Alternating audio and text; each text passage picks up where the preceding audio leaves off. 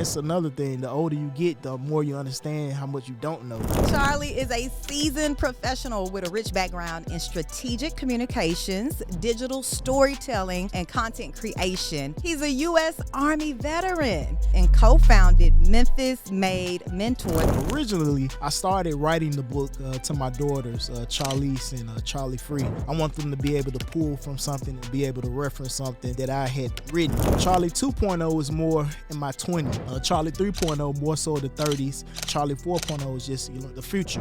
I don't want to take anything to the graveyard with me. They say that the graveyard is the richest place in the world. Everybody's trying to fit in and be like everybody else. I don't want to be like everybody else. I want to be me.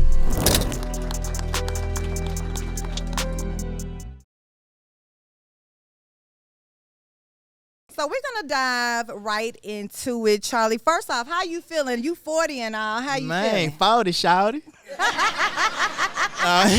I'm feeling good. Man, it's a blessing to see all these faces in the crowd. Yes. You all could be doing anything, binging Netflix or on a date night or, just hanging out, but y'all decided to spend this evening with me, and I don't take that for granted at all. So thank y'all for being here. Yes. Indeed, indeed. All right, we're going to jump right into it. Before I get into the book, I know a lot of people in the audience have a copy of the book now. They're going to have to sift through it and read all the details.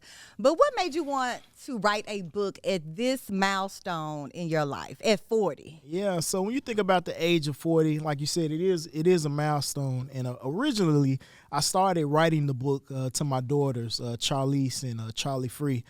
Just to, because they had my blood in their system. So when they come of a certain age, I want them to be able to pull from something and be able to reference something that I had written. But again, it started that way. But as I started writing, it kind of dove into me writing to Charlie 2.0 and then Charlie 3.0 and then Charlie 4.0. And I kind of explained it. So Charlie 2.0 is more in my 20s, hungry, grinding. I want it by any means. I'll rip your head off to get it. And if I was to have a manual or just something that I could speak to teach myself during that time period, that's what I started writing to. Charlie 3.0, more so the 30s, just kind of thinking through the experiences and things that I actually went through, and just wanted to just kind of jot it down and just have some teachable lessons, some things that they can execute on as far as taking action for my kids. And then Charlie 4.0 is just the future. 40 is just age at the end of the day. I think about like one of my favorite characters, well, not characters, but a guy by the name of Stan Lee. So Stan Lee, he actually started Marvel Comics when he was about 39, but it actually blossomed after the age of 40. And everybody knows what Marvel Comics is and know the rest. So, no matter what your age is, you can do amazing things. And I feel like I'm just getting started. I can race anybody in here. Okay. Except Noon might beat me. But yeah. Okay. I kind of went left field, but yeah. No, you did great. You did great. You answered my question. How do you feel mentally and both physically right now at 40? So mentally, I feel very sharp. I'm always looking for ways to just increase my mental capacity. I have routines. When I wake up, I'm reading, whether that's a digital book or audio book. And right now I'm doing this thing where I read a chapter of Proverbs every day. So today is November the 9th, so I read Proverbs chapter 9 today. And I just kind of pulled things from there to just kind of help me throughout my day. Physically, I feel good as well. I'm just being a little bit more conscious about, my intake, things that I eat. I'm drinking water right now. I love to get an old fashioned or something, but I didn't want to chance it because I'm really a lightweight when it comes to drinking and stuff like that. But just trying to be a little bit more conscious and things like that. Okay, well, let's dive into it. 40 birthdays, 40 lessons. I'm going to say this quote: when you operate in your superpower, you're not just doing excellent work, you're operating in your God-given gift, which is extraordinary. Tell everyone, what is your superpower, Charlie? For me, I would say my superpower is just being a creative. And I'll give you an example. So I was working in the telecommunications space, and I was a store manager. I managed like 14 employees. We sold cell phones, tablets, television products and stuff. I'm sure you know what the company is. And when I first got that role, I had to think through, like, creatively, how can I really make a splash in this community? I didn't have anybody to tell me what I could do. So what I did was I actually brought my boy Travis, who's back there recording now. I said, Travis, let's do a dope video. I want you to record the store. I want you to record some of my employees. I want you to get some drone footage. And we just go put something together. I'm going to run a campaign on social media, and we just go push it, something creative, something fly. But nobody was there to tell me to do that. That's something that I executed on my own, and that's just my the creative neck I have. That's my superpower. And when I say creativity, whether that's, creating documentaries, I'm proud to say I've shot 4 movies at this point. Children's book, that's creativity. I had the privilege of shooting a documentary for my pastor. I saw him walk in for his 50th birthday, Pastor Devin and Pastor Sam. So just diving into that creativity, that's my superpower. But everybody has a superpower. Like my sister's superpower, might be her cooking food. My sister-in-law LaVie right here, her superpower is just she's a magnet as far as her friends and stuff. She's just that friend that you want in your life. Some people have a financial superpower. Some people have, sports, athletics. You think of, LeBron James, he's an athletic freak, if you ask me, to be still performing at this level. I think year 22, if I'm not mistaken. But that's his superpower. So I think everybody has their superpower. You just have to kind of dive in and kind of deep dive into yourself and figure out what that superpower is and how can I make it applicable to my life. And you know what? You give some great insight on discovering your superpower in the book. Just to mention, you stated, listen to compliments that people give you. Mm-hmm. Sometimes there are other people that watch you and see something in you that you may not see. Absolutely. So I really appreciated that one. Another one I appreciated was explore your childhood interests. Yeah. When people ask me about how do I know what my passion is, I always say, what did you want to do when you were young? Right? So how does that translate to the Charlie of today? What did you want to be when you were young? Or what were you into? I want to be Batman.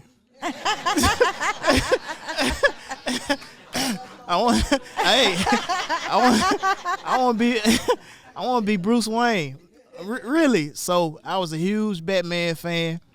Bruce Wayne, his company was called Wayne Enterprises.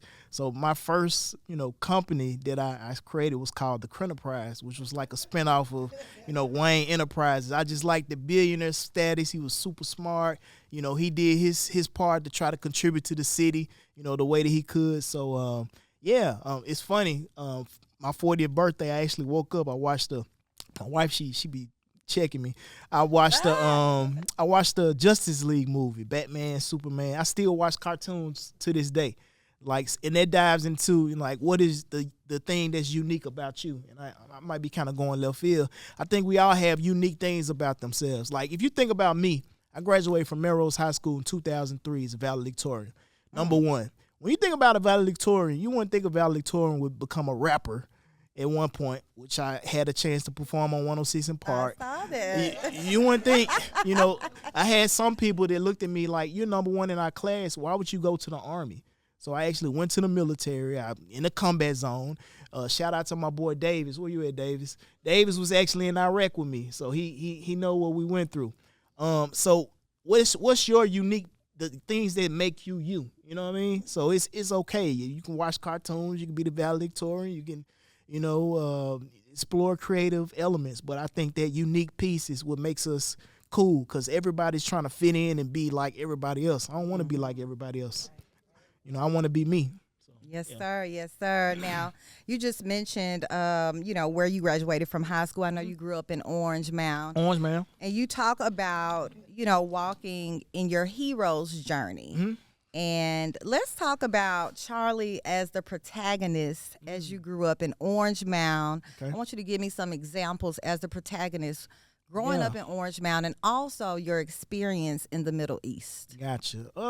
So back to what she was saying about your hero's journey. I think all of us have our own story, our hero's journey.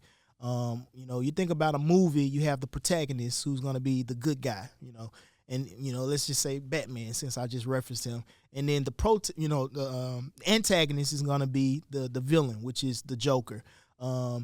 In my life, me being a protagonist, some of the villains of my life, it might have been, growing up in a neighborhood that was, somewhat infested with crime and poverty mindset.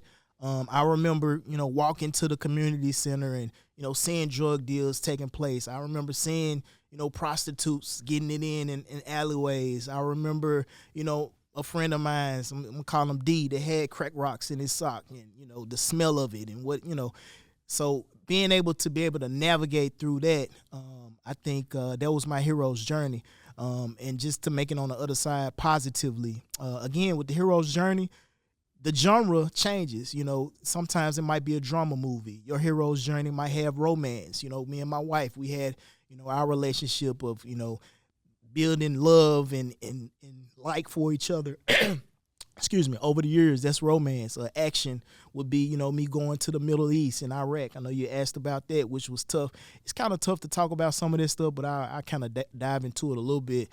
But, I, was recruited in the Army, 2002. I was in the delayed entry program. So actually, before I graduated from Melrose, I was actually in the Army. So once I graduated, I went to Fort Leonard Wood for basic training.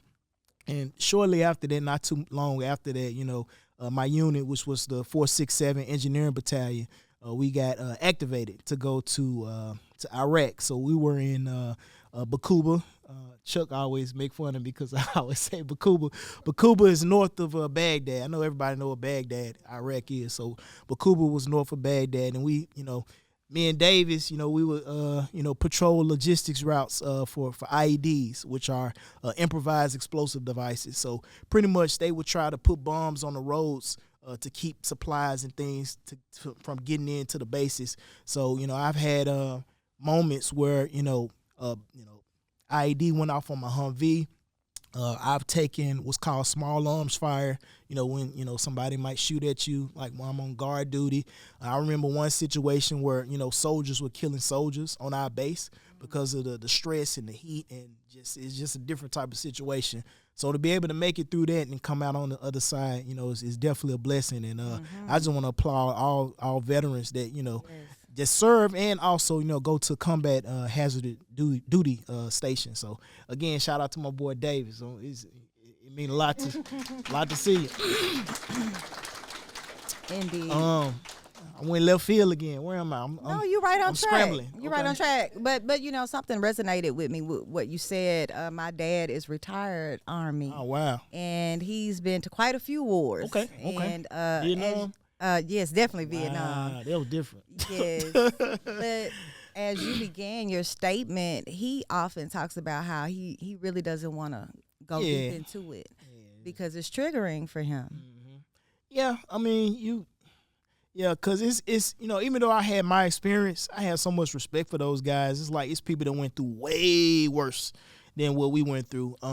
And I guess the picture is different. A lot of people think that, when you go over there, as soon as you touch down, it's bullets flying and you crawling, and it's not like that. You have those types of situations, but it's more of a psychological warfare. And I think that prepared me for life, because it's kind of like, once you go through something of a extreme degree of difficulty, then anything in your life is nothing somebody can throw in front of you. It's like it's nothing. I kind of referenced that to my brother-in-law, and I don't want to get you emotional, Noon, but he lost 2 of his sons. And we were having a discussion last night about something that's, going on in his life. And he pretty much was like, even though I'm going through this situation, after losing 2 sons, it's nothing that can phase me. So I kind of feel the same way with going to Iraq and serving and, really placing my life on the line. So, yep. Yes, sir. Yes, sir. Okay, let's get into auditing yourself. Okay. This particular chapter in 40 Birthdays, 40 Lessons. And I think a lot of us right now are really reevaluating our circle, ourselves. We just had a presidential election. Yeah, we did. Donald J. Yeah. Donald J. Trump. But I'm gonna pray for him though. Look, hey, I'm praying for him. But I ain't vote for him. You didn't vote for him, but there may be people in your circle that voted for him. Yeah, absolutely. And sure. You know, when you talk about auditing yourself and maybe even your environment around you, how are you going to move forward with, you know, we know who the president is now. I'm just seeing a lot of talk about people that did not vote in their friend circle, that their best interest, how they're cutting them off.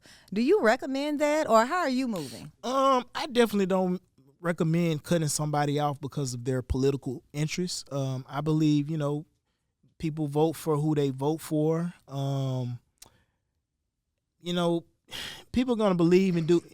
Going in and being in the military, it's a melting pot. You meet all different types of people. I've, you know, served with people who are Muslim, people who are Christian. I had one guy who was a Wiccan, which was a witch. And, you know, he used to have little nipple piercings. He was kind of weird. Really? But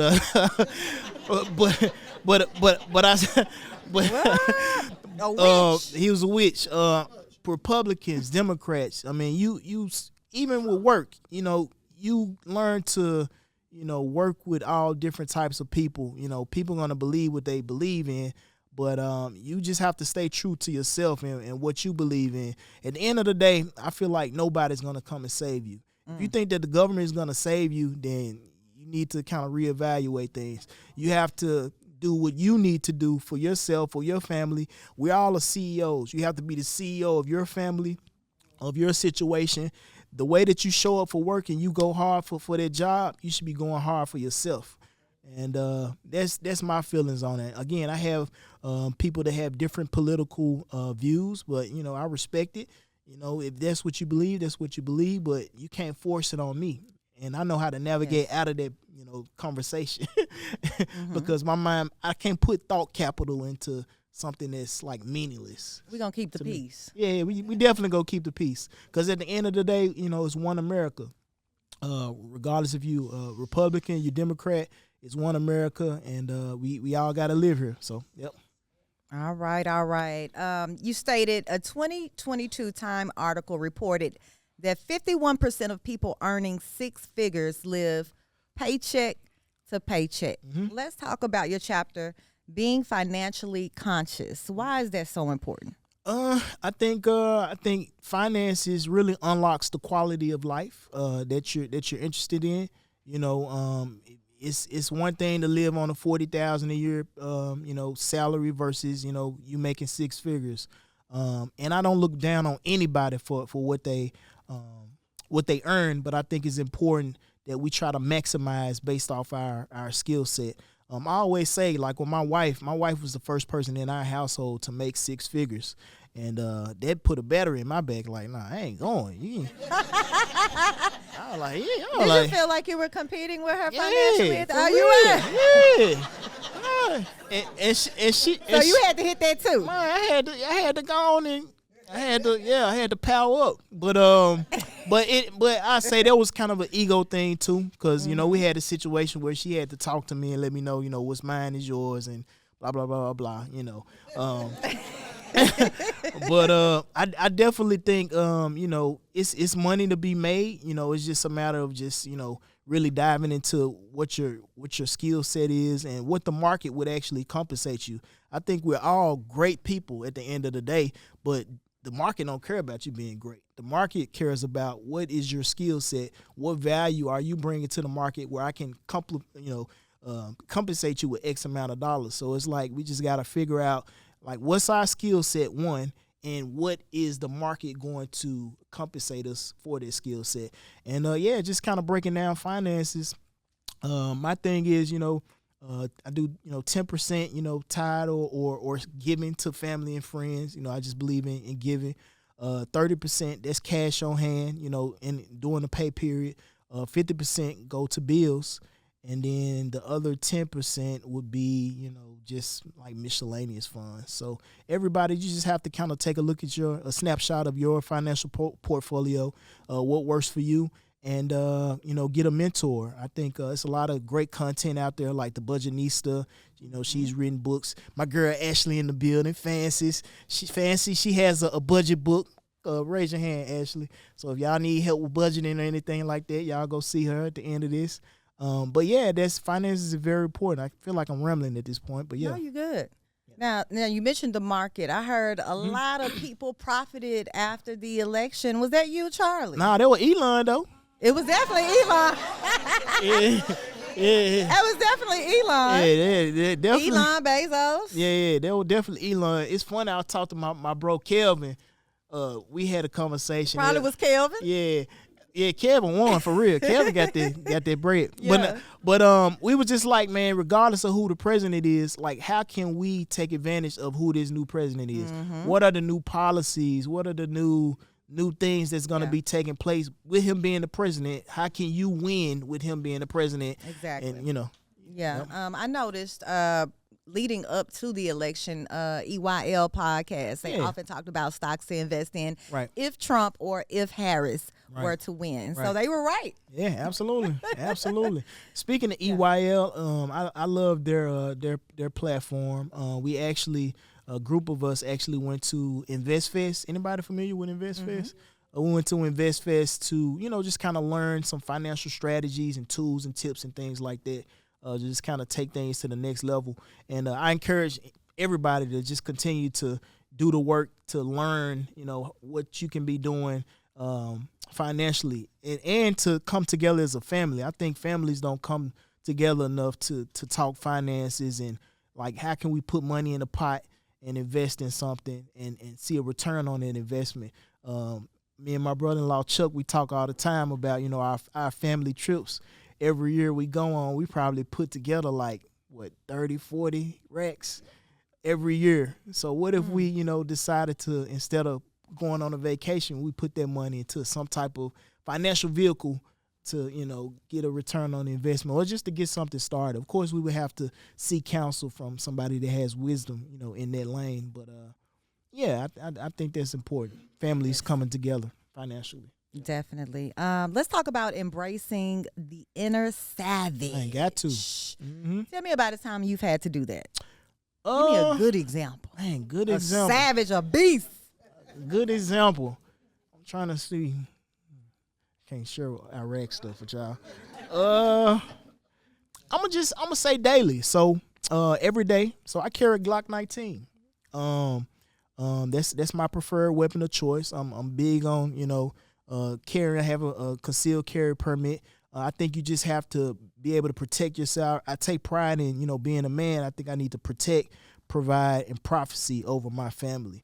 So protection, I don't take that for granted. I'm always looking when I go to a gas station. I'm not just pumping gas. I'm doing the 360-degree perimeter to see what's going on, who's around, what's happening. And I think we all just have to, just kind of be aware of that spidey sense, of when something looks weird. Like my wife and I went downtown for dinner, and we parked in a parking garage, but her spidey sense went off, and she was like, "Nah, something doesn't feel right about this particular area, so I think we should move a little bit closer to the restaurant." I think we were at curfew, if I'm not mistaken, so we actually moved. Because I don't want to have that savage to come out and, y'all hear about me on the news and all that. But the savage, that can be in business as well. When you go and you attacking the presentation, and you have to be the best at giving that presentation.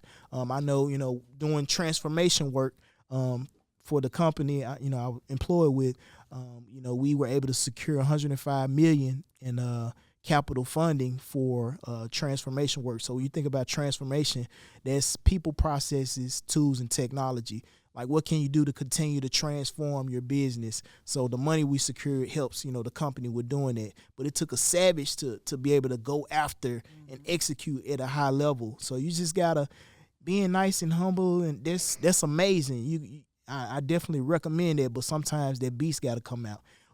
Even if how many parents we have in here? Couple parents. So if somebody slap your child, this savage coming out, right? What? All right. So it kind of So I guess it kind of aligns with that quote from the famous Tupac. I ain't a killer, but don't push me. So, yeah. All right. Yeah. Behind every man is a good woman. Yeah. Woo. Hello. Woo. Now, one of your chapters, you're telling people get married. Man, you better get married. Yeah. Now, tell me, why is that one of your chapters, and how has your beautiful wife changed your life? Man, I know that my blessings in life are definitely connected to Terra Crenshaw. You don't go by Tanette no more though. Yeah. But yeah, definitely she's taught me a lot. She's taught me how to, love myself more, to celebrate myself more, because I'm super hard on myself. Like, I'm the type of person, if the sun don't shine the right way, I say what it was is my fault. Like, that's the type of, psychotic thinking that I have sometimes. And she kind of like, you need to kind of just be cool. But, just taught me how to love myself.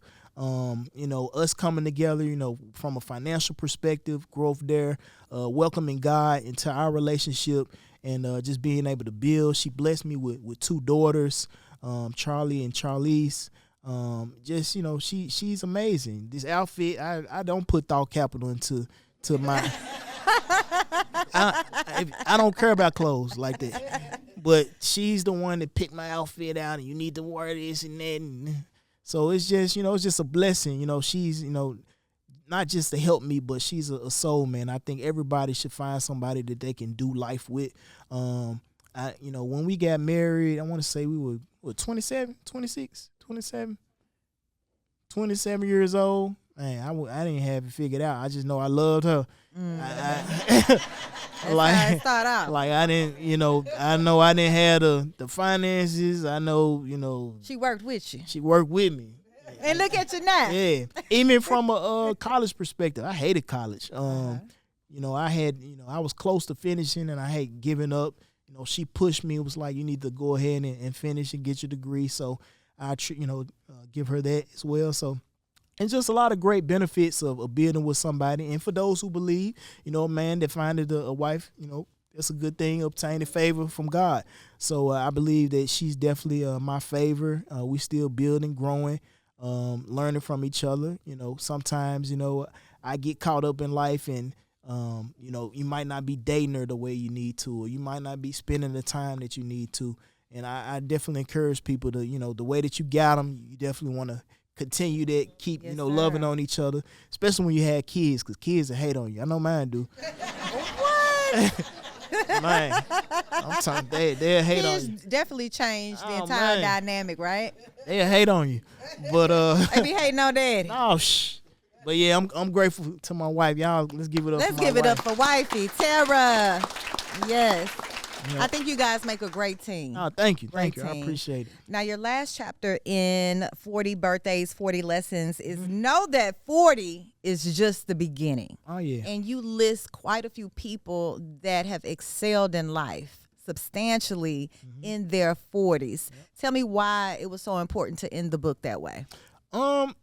I guess when I was younger, when I looked at the age of 40, for some reason, thought it was old. I was like, man, that's so old. Yeah. But now, like, I feel good. I feel youthful. I feel like I can conquer the world. I feel like I'm just getting started. I feel like I've lived life enough where I understand some things. I believe success leaves clues, so I can take those things and I can continue to build.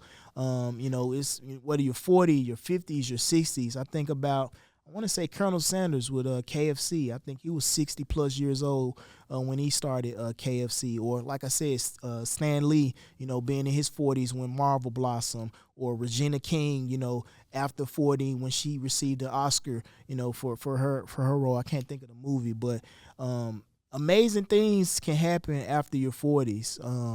And I really embrace that, and I really just want to kind of drive that home. That's why I kind of made a list of those different people. So, I just welcome that. I embrace that, and I'm looking forward to what 40 is.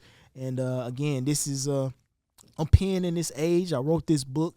I know I don't know everything, and that's another thing. The older you get, the more you understand how much you don't know. But at the same time, I know enough to be able to share this, with people who may have been the way I was when I was in my 20s or my 30s, or with my kids, for them to be able to have something to reference. Well, Dad, went through this, so maybe I can do that.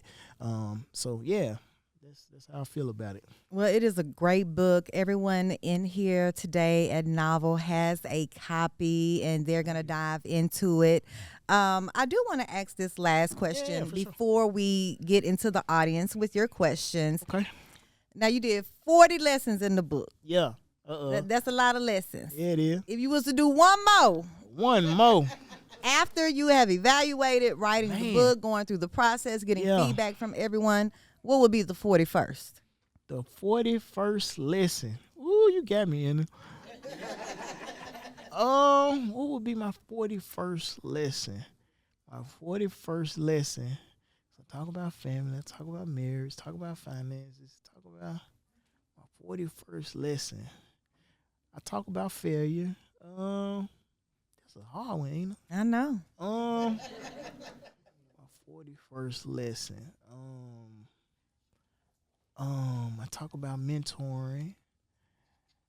I don't know, Ina. You may have to digest on that a little bit. Yeah, that's. We're gonna come back to it. Okay. We'll come back to it. And in the interim, we are going to take questions from the audience, full of your family and friends that are very proud of you today, Charlie. All right. Awesome. Who has the first question for Mr. Charlie? Any questions?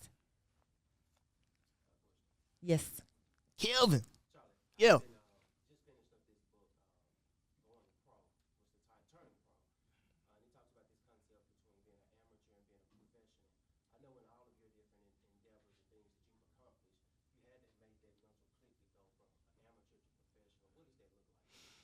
I think being pro means you show up. You do things at a high level. You have to. When you execute, you can't just execute the same as everybody else.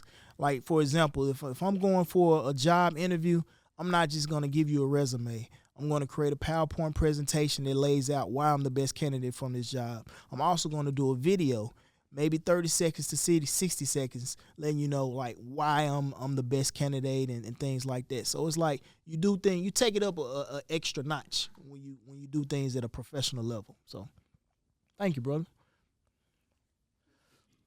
Any more questions? LaVie. My sister-in-law, y'all. Ooh. Come on. Tomorrow. Yeah. So, first thing I would do is pray. Yeah, I will pray for God to give me clarity on, what's the right way I need to move. Then I would seek some type of financial expert to take a look at this $1 million and let me know what are some things that I can do to first compound it so that it can make money for me. Of course, I would consult with my wife and ask her, like, in our family, who are some people that we can bless? What are some things that we can do? I might hit old pastor up, give him old 10%. Redemption. You might get old 100K, pastor. Ooh, what a blessing. Yeah, okay. but $1 million. I think Pastor had a question. Pastor.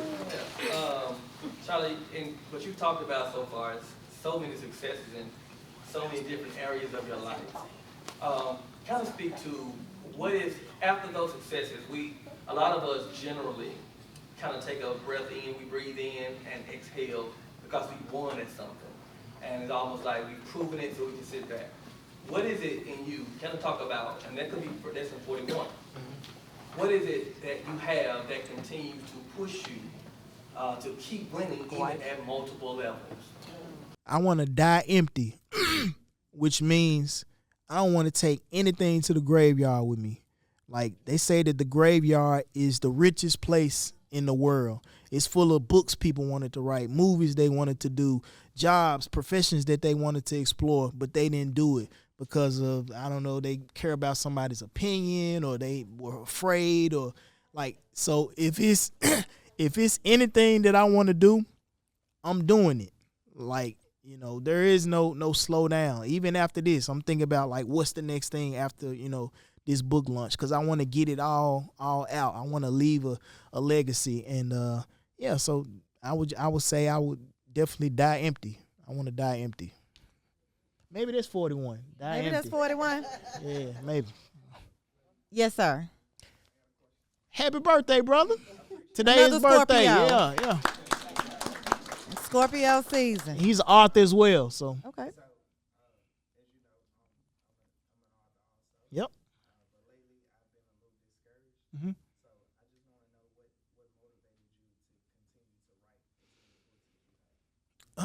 What motivated me to continue to write as many books as I have? So I actually, at first, I really didn't want to write a book. I really wanted to, because I've been on just doing films and documentaries and stuff like that. But it was just my thinking about my daughters is what really pushed me. So I would say that my daughters are the why. So I think anybody that feels discouraged about anything, I think you need to understand, like, what's your why behind doing it. And if you attach the why to it, then I think it'll kind of push you and motivate you when you get tired and you don't feel like doing it. So yeah, I would definitely just, figure out, like, what's the why behind you wanting to do it, and hopefully that'll kind of give you the firepower you need to keep pushing forward. Yep. Here we go. Dara Steen. She gave me my job at this company. What is this company? She I need to know. She hired me. Let me Google. She gave me an opportunity. She made me sell her phone. She was like, sell me this phone. I was like, well, hey. She gave me a chance to grow, but definitely appreciate you being here, Dara Steen. Yes, ma'am. So I'm on the 41 lesson also. Okay. Of course, I haven't seen the other ones, Okay. but I do have this based upon observation of you. Yes, ma'am. So how important do you feel humbleness is, and to you, and would that be a good lesson or a good review? It's humbleness, just being humility. I think that's everything, because you really think about it, you really a speck of dust in this big thing called life that God created. Like, you ain't everything you think you are. You know what I mean? So I always carry that with me, not to a place where I'm putting myself down, but to really just, like, humble myself and to realize that, it's people that's going through, worse situations, and I could, be in a way different situations with, easily. And I just give gratitude. I'm thankful to God for allowing me to be where I am. So I think humility and being humble is very important. And I think we all need to express humility on a daily basis. Something I learned from my pastor is called the Acts prayer. I always reference it. I actually talk about it in the book. I actually reference you in the book too. So the Acts prayer it's an acronym. So A is, you acknowledge, God, like, all powerful. C, you confess, like, what are the things that, you're dealing with or that you've done, and you let them know. T is, being thankful. What are you thankful for today? Being able to breathe this air, being able to eat, this food. Is some people that don't have an appetite. Some people may not have had legs to be able to walk into this building.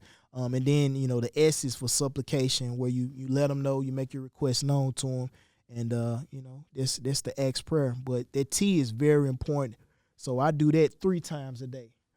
So I find something to thank God about. And it can be, thank you for my mother still being alive and calling and texting me. Thankful you for, my daughters being safe at St. Agnes and nothing happening in their school, not being shot up or anything crazy out here on the news. Thank you for my queen for, loving me and always speaking life into me and everything that I do. So I think humility is a very important piece, and we need to embrace it on a daily basis. Yes, the Acts prayer. Yes, sir. He's been wanting to ask a question. Vino. Devin. Yes, sir. Yeah, she was. Mm-hmm. Yeah. Right. Gotcha. I think it kind of goes back to what Kelvin was saying about the professionalism too. You show up as a pro every day. You know, if that means if you need to stay later than everybody, you need to get there earlier than everybody. You're looking at your skill sets, and again, you're thinking through like, what will the market actually award me for? Like, sales might not be it, but maybe I can go to the business side, and this communications thing can get me there. And I'm attacking it aggressively. Like, I tell people, like, I love sports. I used to really love when I was a kid, but I'll watch sports. My wife actually watched more sports than I do. Now, I don't care about somebody else winning the championship. I'm trying to win the championship for me and my family. So I'm like, I'm aggressive when it comes to like taking my family, my legacy to the next level. Like, so you gotta go hard. That means it's gonna be some nights that you stay up super late. That means it's gonna be some, just some things that have a high degree of difficulty, but you just gotta push through and persevere and just be aligned, be that savage, Yeah, so I think that's hopefully I answered your question. Being so persistent and that savage in business, has that affected like your friend group or your circle with you being on one path and maybe your circle isn't on the same path? Oh yeah, absolutely. I think as you elevate, I heard Tyler Perry kind of speak to this, and I don't want to butcher what he's saying, but I'm gonna try to explain it. Like when you're, let's say you're on a space shuttle and you're going up. As you go up, people that don't have the proper mask and things like that, they're gonna choke on the air. As you elevate, they're gonna choke when you get up too high. So, and when I say people having the right mask and the right equipment, that mean, are they showing up as professionals? Are they, still out here chasing women? I'm off that. That's not what I'm on. Are they locked into what they want to do? Are they procrastinating? Do they talk about what they want to do, or do they actually execute? So when you executing and you doing things at a high level, that means you got your mask on and your equipment up. So when this rocket goes to the sky, then you can rock with me. But once we elevate and we go too high, and if you start choking because I'm going too high, then hey, God bless you, bro, or sis. This rocket ship go keep going. Has there ever been someone that's very close to you? Yeah, absolutely. That had to go? Oh, absolutely. I think, How did that make you feel? I think at the end of the day, I think I'm a people pleaser. I think I like to see people be happy. I don't like to hurt people's feelings and things like that. But you have to understand that life has this thing called seasons, and people are in your life for certain seasons. They might have been your homeboy when y'all was coming up at one point in time, but they're not the same person now. So it's like you just have to thank God for those seasons and not think less of that person or anything like that. You just have to understand if you're going to your paths are going different ways, and you just have to embrace that, because if you don't, you'll kind of stunt your own growth and your own opportunity to elevate, and you don't want to do that. Yes, sir. Yes, sir. Yep.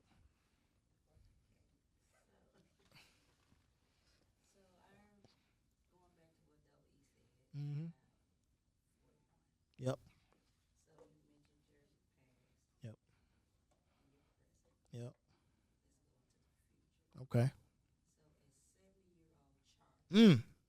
Oh man.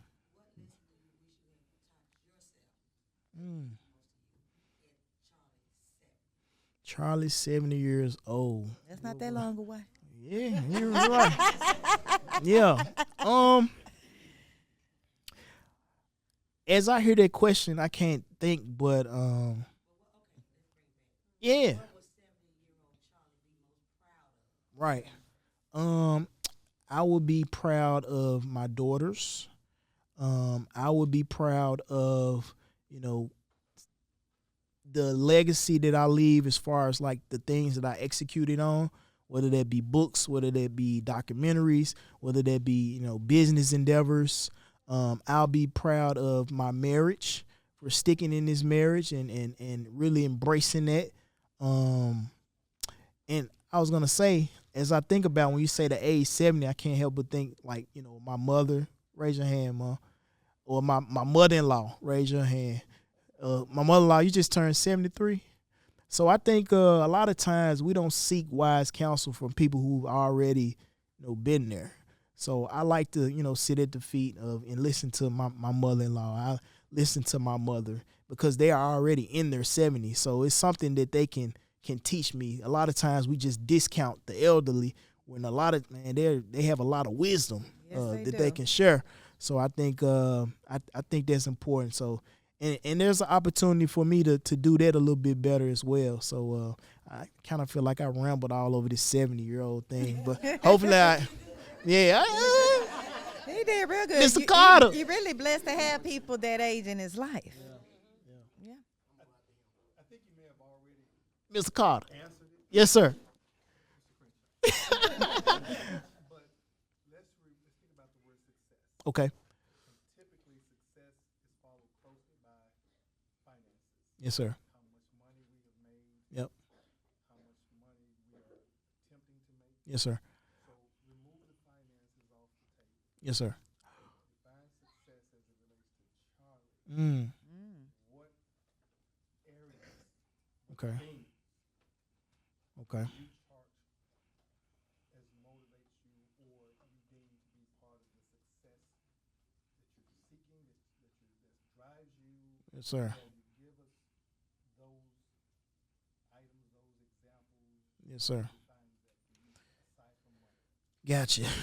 So it's a gentleman by the name of Earl Nightingale. You get the opportunity. He has this speech called "The Strangest Secret," and he defines success as the progression of a worthy ideal or a goal. So for me, a worthy ideal is my marriage to my wife.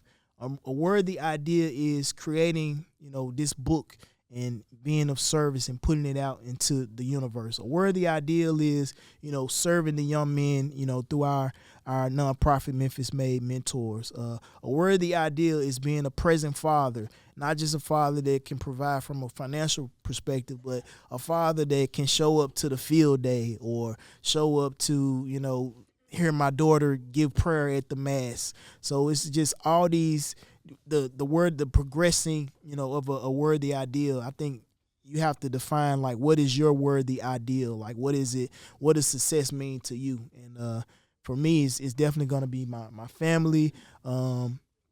Finances off the table is definitely going to be my family. It's going to be my brand, my name, just having a good name, a name of integrity. When somebody say Charlie Crenshaw the Fourth, I want honor to be attached to my name.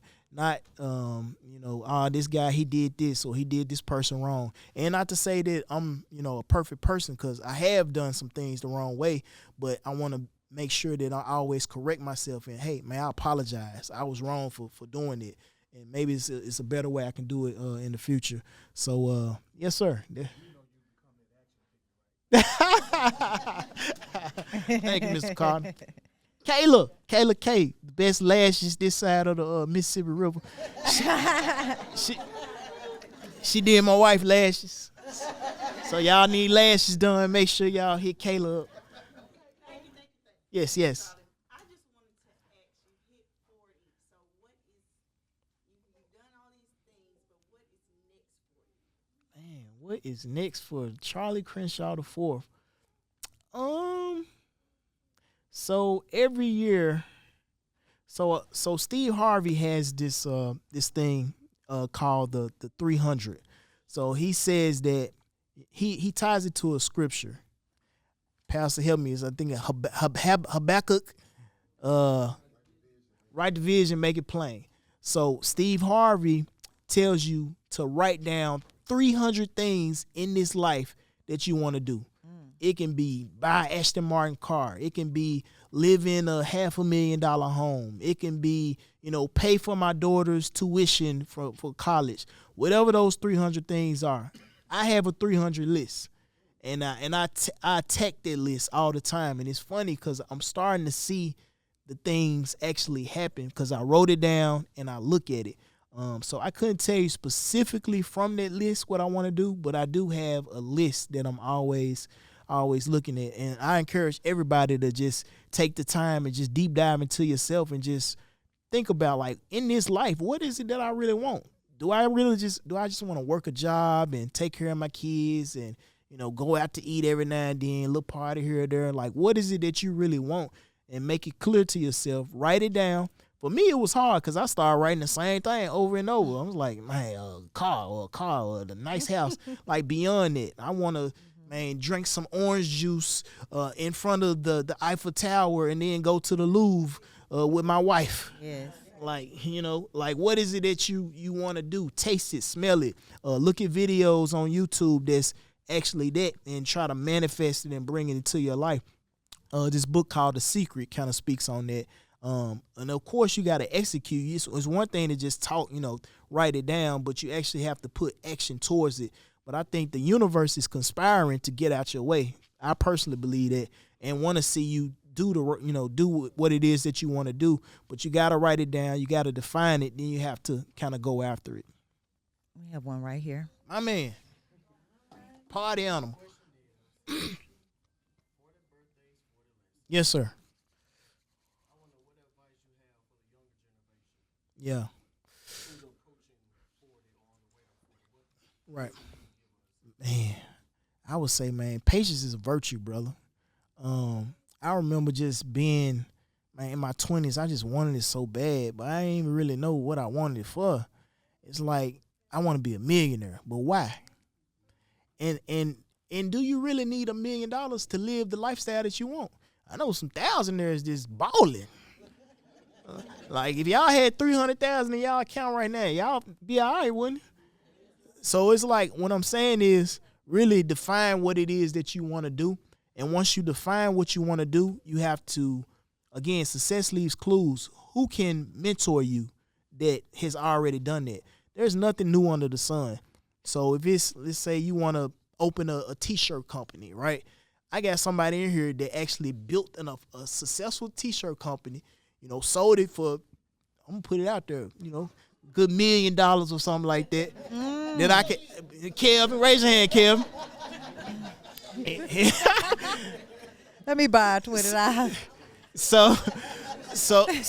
So whatever it is that you want to do, it's somebody that's out there that's already doing it. Who can you actually learn from? You can model, and you actually put your own sauce, your own flavor to it. But I would just say definitely be patient. Find a mentor. Define what it is that you want to do, and find a mentor that can help you get there. And then another, in my, one of the chapters I speak to is graduating mentors. Because sometimes when you might have a mentor on one level, but it gets to a point where that mentor can no longer serve you. So you've graduated from that mentor. Now you go into another mentor that can help you. Not to say that you feel bad or lesser than, that mentor is not a good person. It's just like, what is it that you need in that current season? You have to go find it. So that's what I would say. Brenda, my sister-in-law, she married us, y'all. Okay.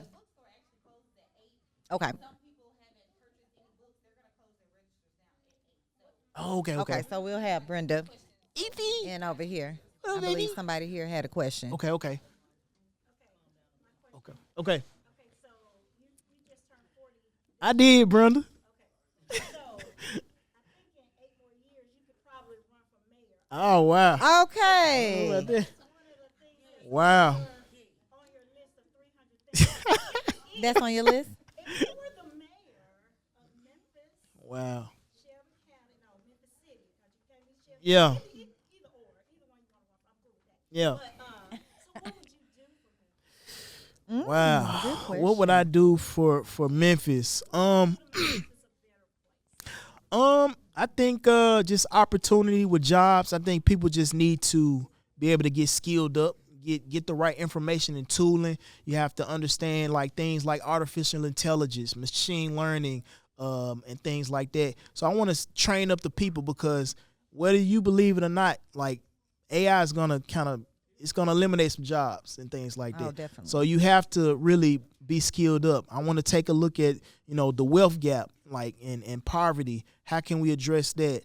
I want to incentivize families for staying together, not just being apart. it's a lot of things. Education. Just want to make sure people are educated. It's a lot, Brenda. It's a long list, but okay. I'm gonna think about it.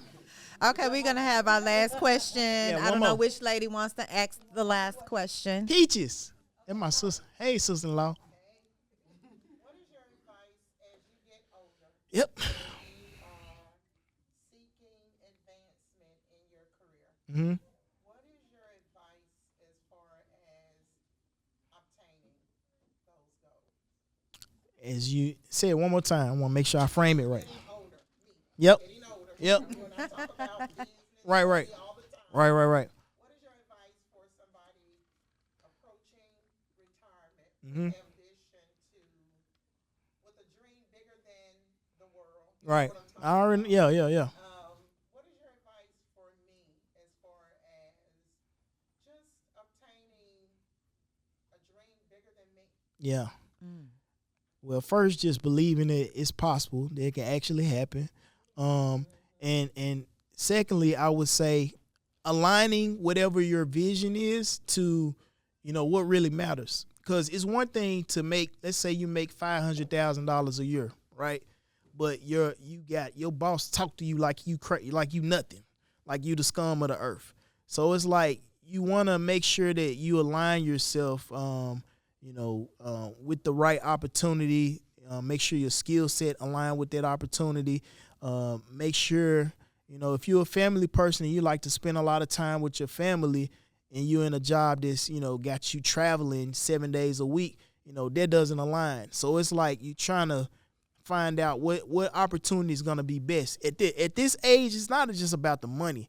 Like, you can make money. Now it's about, like, what are the opportunities that I can take advantage of, but it also checks the boxes, in my life. So just believing and then just creating the right alignment. That's what I would say. All right, thank you guys for those Thank you. amazing questions. And I want to close out the actual recorded podcast. I want to thank you, Charlie Crenshaw the Fourth, for Ina. sitting down with me. This has truly been amazing. I've learned so much about you. Appreciate you, Ina. I have definitely. I'm almost done with this book, but I think Okay. it's great for anyone to read it, any generation, Thank to you. keep them motivated in life. And I wish you nothing but the best, and God bless you. Thank you. Thank Ina. you so much. Thank you. Thank you guys for attending this live podcast experience for the Verbally Effective Podcast at Novel. Now let you guys get to your books and more signings. Woo. Thank you, Charlie. Thank you. Happy birthday. Before we leave, I would love for everyone to sing happy birthday to my Yes. We can do that now. Sing a happy birthday. Want to do it now? Okay. Okay, on the count of three. 1, 2, 3. Happy birthday to you. Happy birthday